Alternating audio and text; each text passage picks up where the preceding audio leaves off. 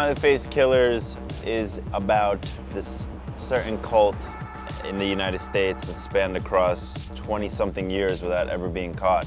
Events that were partly, some people think they're true, some people think it's a conspiracy. Young, attractive, athletic men were being targeted and murdered, and yeah, brutally murdered.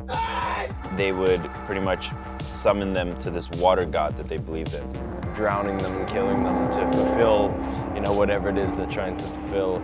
Fortunately, I'm not playing one of those who does get murdered, so.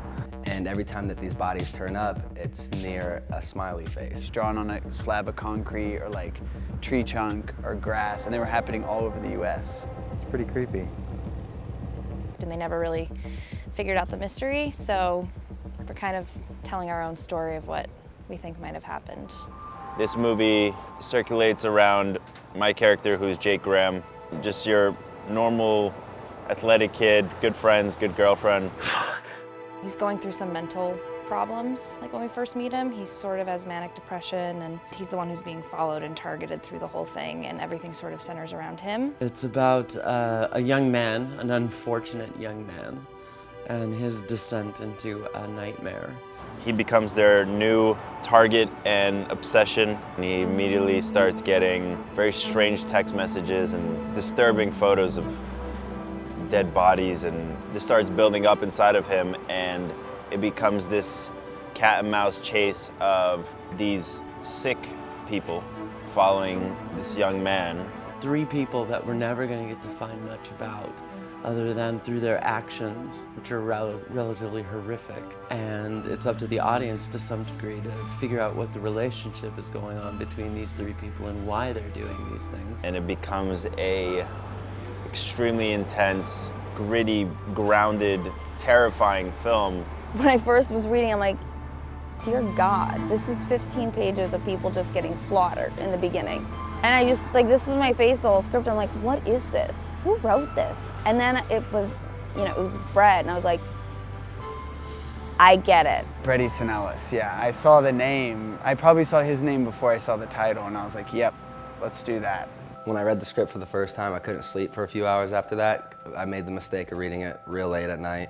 And Bret Easton Ellis is a great writer, as we all know, so he just really made you feel it and see it. It's an honor to say his words and to do his stuff. You know that his writing is insanely authentic and extremely creative and a bit out there. I thought it was really interesting. It wasn't a typical horror film. You really, even reading the script, cared about this main character and what he was going through. It's an extremely mentally and physically challenging film for myself that I've never done before. He's super nice and has been through, in the last 2 days, more nasty, crazy stuff than I've seen a lot of actors do over a long period of time, and he's done it with good cheer. Hey!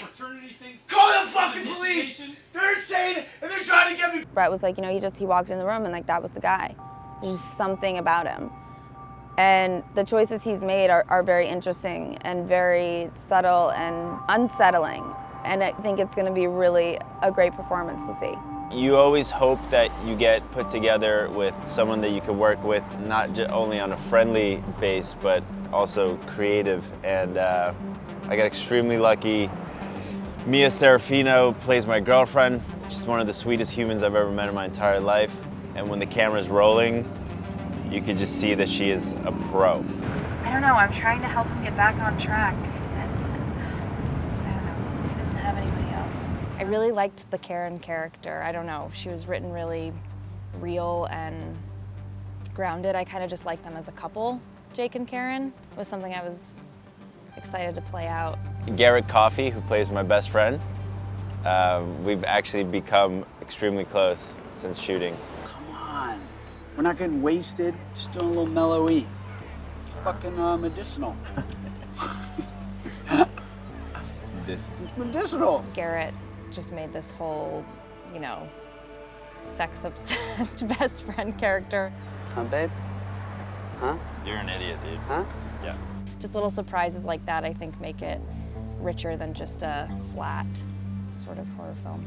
So it was really fun working, and they're all very generous actors, and there for you and whatever you need, like willing to cooperate, and they're just freaking awesome people. The killers, we've got Crispin Glover, and if you don't know who Crispin Glover is, then I would suggest you Google him. He's a veteran. He's been doing his thing for a long time. You know, you always feel like a better actor when you work with people that are better than you and that have been doing it longer than you, so it was cool. And then you got Amadeus, who's this sort of hotshot, up-and-coming actor. He is Galileo. We're complicit, I should say, in the murder, in the serial murder of these young men. Who's also who's incredibly sweet and super, super nice. But they could be a happy family, couldn't they? I don't know. In a world. And then you've got me, the sort of middle-aged lady, and why is she there? Getting a chance to not have to wear heels and a shit ton of makeup and get to be ugly and covered in blood is really, really awesome. And then our director is Tim Hunter, and I remember seeing River's Edge a few years ago for the first time, and I was like, all right, I see why this is like a classic. I've been telling people that it's like the most improvisational set I've ever been on. First thing he asked was like, what do you think about the scene? And then I told him like some ideas I had, and he was like, okay, let's try that. Certainly an actor's director. He gives you a bunch of freedom, and he's been incredibly generous and very kind and supportive. So it was like very freeing, I would say, to work with Tim. There's this weird night breezy, haunted feeling of it all. It's very real, it's very gruesome. It's pretty fast too. As soon as the story starts, it feels like it never ends. It just keeps on going.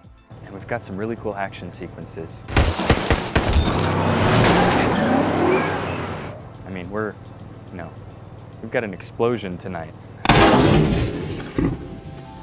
It's been the craziest film I've ever made so far. I'm excited to see how it all turns out. I think the script is obviously very poignant, very gory. Raw, and it's not, I guess I won't say anything about the ending. That would be kind of spoiling. I don't know. It's just not a happy ending. And I don't know, I just think we've made such a little world, so I'm excited to see how that translates to screen. I think it'll be fun to watch. Well, I'm excited to see it. I don't know if the audience can wait. I want to see it. Don't walk down a street alone, especially if you're a young dude, bro. I really think audiences are going to enjoy it.